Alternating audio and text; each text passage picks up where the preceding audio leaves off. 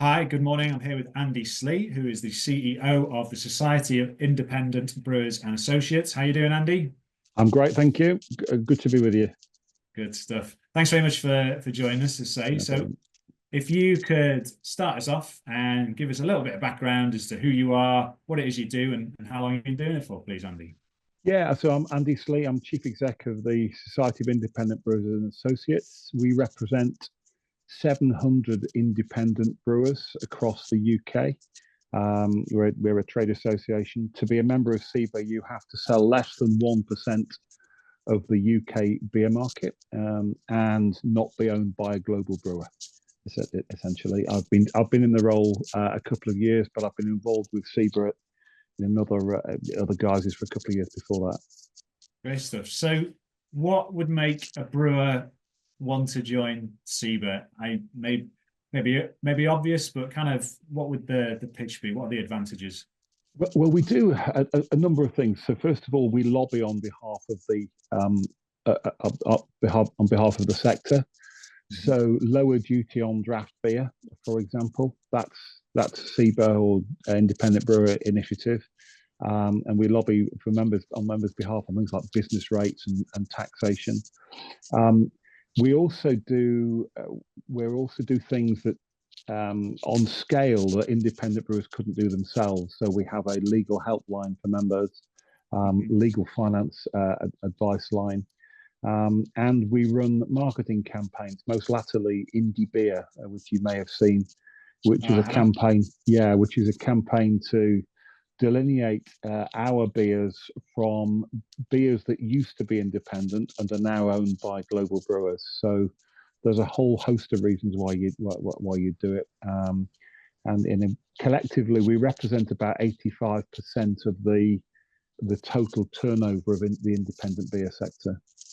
Wow, it's pretty good coverage there. So, um, what in terms of your journey the last 2, 3 years? I know that sector has been through a number of turbulent times, obviously with pandemic and cost of living crisis and all Yeah, these yeah. things and inflation.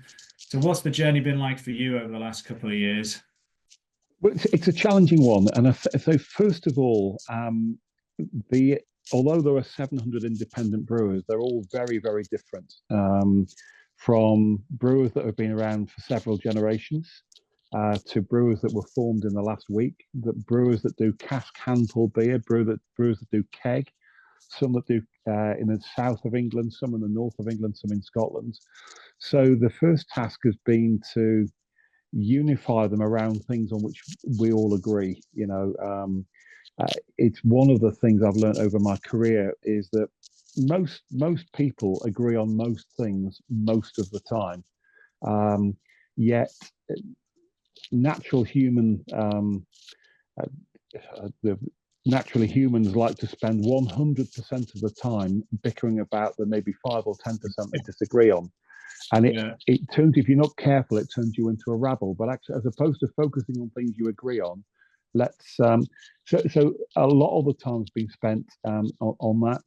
Underneath it, underneath it all, demand for independent beer is strong. So people want to support local independent businesses of all types, and they also post-pandemic they want to go out and socialise with mates.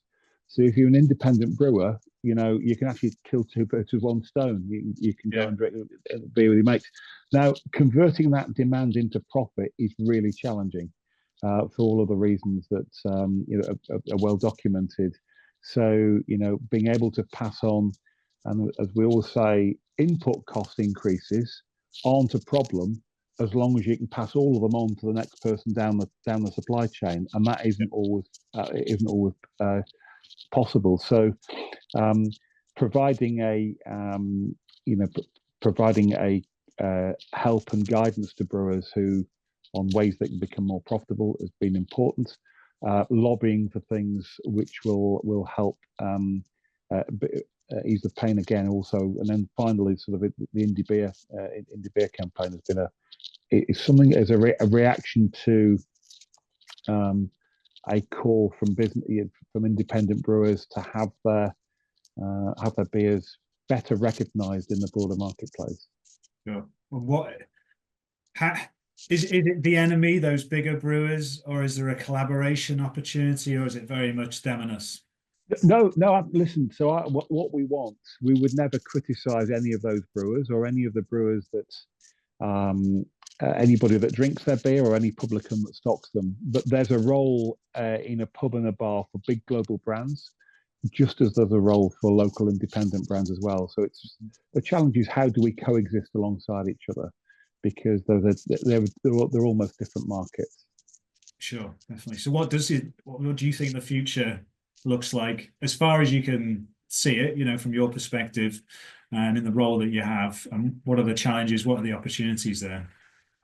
Well, I think one of the biggest challenges is how independent brewers can live alongside better global brewers. How do we get a greater access to the market? So that's something that the government's looking at the minute. I think also one of our tasks as a trade association is to help our members run better businesses. There's three parts for me to running a brewery business. One is brewing beer. The second one is developing a brand. And the third one is running a business. Now, I'm fairly safe ground to say none of our brewers started their brewery in order to become an expert in extended producer responsibility on packaged glass. I'm on fairly safe ground when I say that. Yeah. But actually, our role is to brief them on the legislation coming from government and make sure they can comply with it in a really cost-effective and timely way. So an important part. So next month we have a really big gathering, BeerX, which is our annual gathering of independent brewers.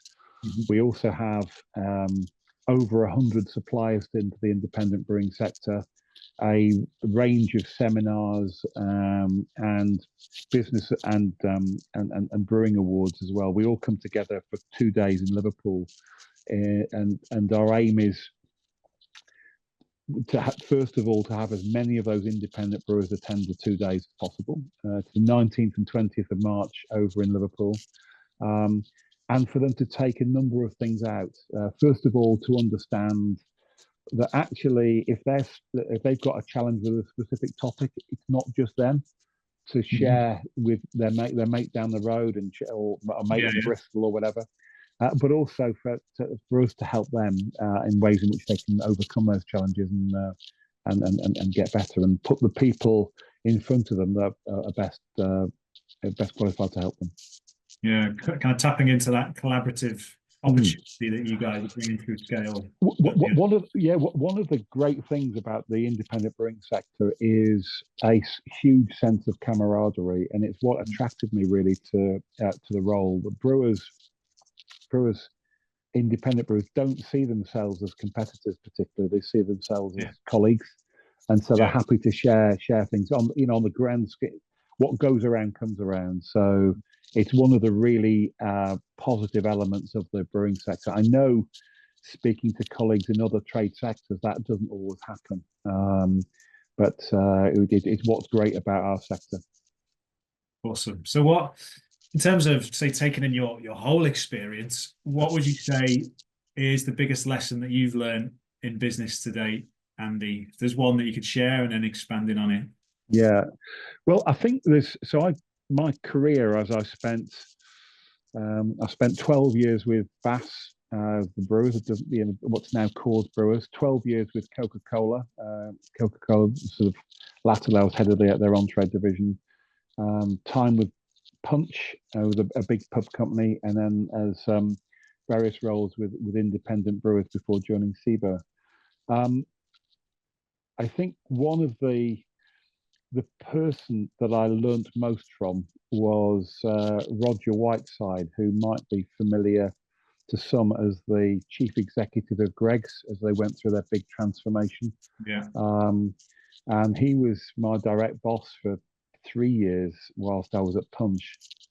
And what I learned from him was complete clarity on the challenges and the opportunities and the actions that are required, for that clarity to be disseminated to all levels of the organisation, so everybody was really clear what their role was, why it was important, and what part it played in the overarching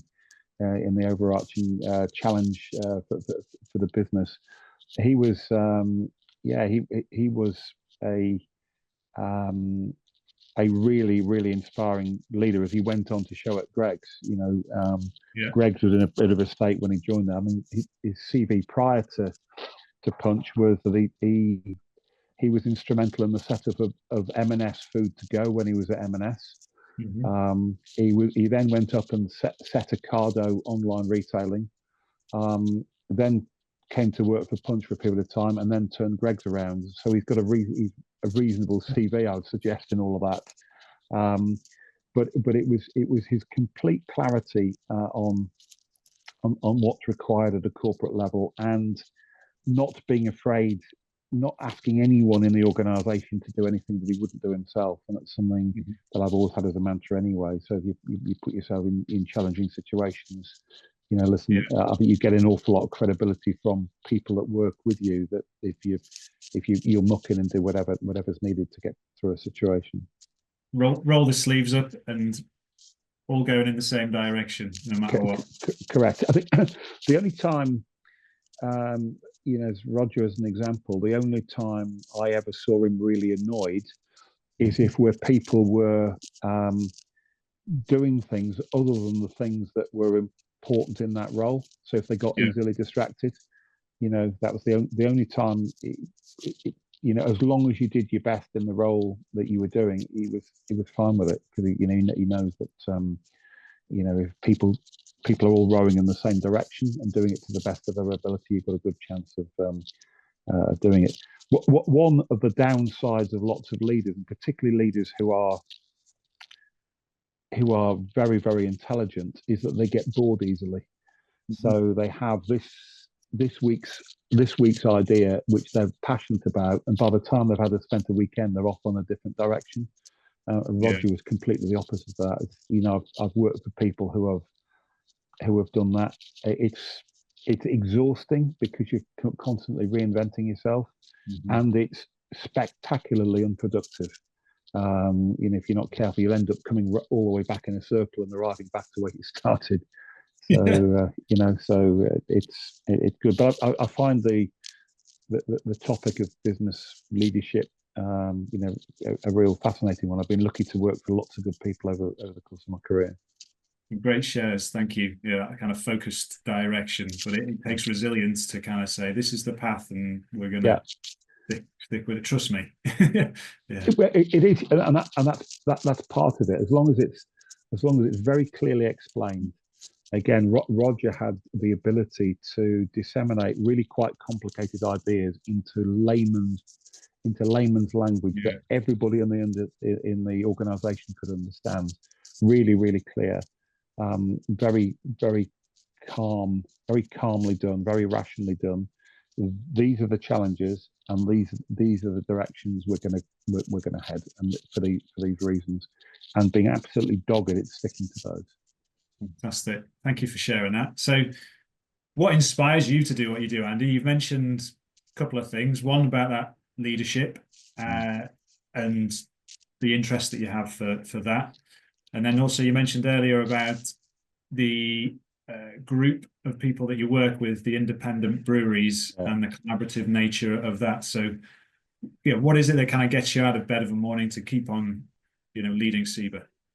Well, I'm of the passionate belief that independent brewers are underrepresented in the UK beer market.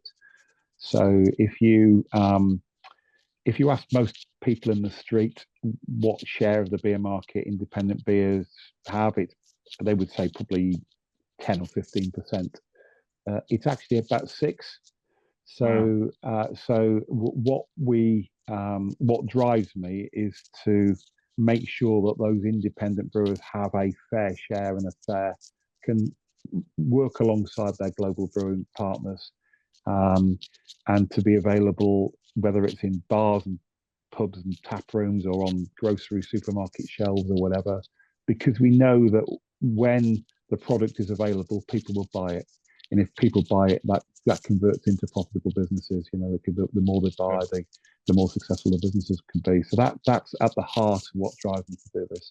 And I love a challenge of bringing quite a disparate group of people together around you know, a single focus. Yeah, common goal. I mean, I like a craft beer myself, and just the creativeness in that industry is fantastic. And yeah, I kind of get what you're saying about how to represent that in a way that's fairer in a marketplace that more people can experience, because there's definitely demand there. Correct. Yeah. So there are some fabulous beers out there, and you know, across the whole spectrum. One of the areas, for example, there's a narrative in our industry about cask beer, which is the sort of traditional hand pulled beer, being dead. Well, it is. I would ask people that listen to this: don't confuse brands owned by global brewers, which have been uninvested in for years and invested with really vibrant local cask beers in the local marketplace. And I know there are many brewers in your area, the North Yorkshire and the Northeast, where cask beer is thriving. There's a real strong franchise for it, but it appears not those types of beers that are brewed by global brewers. So again, that's what indie beer is all about. So if you can recognise those independently produced cask beers, they're in you know, good growth at the minute, and there is a strong franchise for them. Good stuff. So, kind of getting towards the end of the interview, a piece of advice. This question we like to ask: a piece of advice that you would give to yourself at 18, just starting out on your business career. Yeah. What would that single piece of advice be in order to help you progress through life? Right. This is a really interesting one. I'll give the piece of advice that I was actually given by my first boss. I was slightly older than I was 21. A guy called Mick Edwards, who was my first boss in the free trade at Bass Brewers back down in the East Midlands. And his advice was, do your best and don't get too far ahead of yourself. So, you know, if you try your very, very best in every single role, opportunities will present themselves to you. They do. You know, good things happen to good people. Where I've seen people trip up is if they get too far ahead of themselves. Well, I'm going to be the commercial director of X by the age of 30 or whatever it is. Well, just hang on a sec. You'll only do that if you're any good at what you're doing now. You know, so I've not been, you know, I've been lucky. I've worked for some great companies and done some senior positions in some fabulous companies, but I've never got too ahead of myself. Opportunities open up for the right people. And that's not something you can write down and, you know, you can quantify, but it just does. Over my career, I've seen it countless times. Good things happen to good people. Earn your stripes and absolutely. Good stuff. Thanks, Andy. So lastly then, in terms of any latest news, you've mentioned about your events in Liverpool coming up. If there's anything else, or even it's a case of sharing your website so people can get in touch, find out more about what you do, feel free to do that now. Yeah, so it's a couple of sites. So SIBA's, any independent brewers out there that aren't members of SIBA, it's siba.co.uk is our website. We're based in Ripon. And then indiebeer.uk is the site that if you're out and about in a bar and you're presented with a beer, you can go on and check the beer to see who owns it, to see whether you're supporting an independent beer or one maybe that's owned by somebody else. Fantastic. Thanks, Andy. It's been a real pleasure talking with you, and I wish you all the best for the future success of in your role and in terms of getting that independent beer sector moving up on the percentages of the share of the market. So thanks very much. No problem.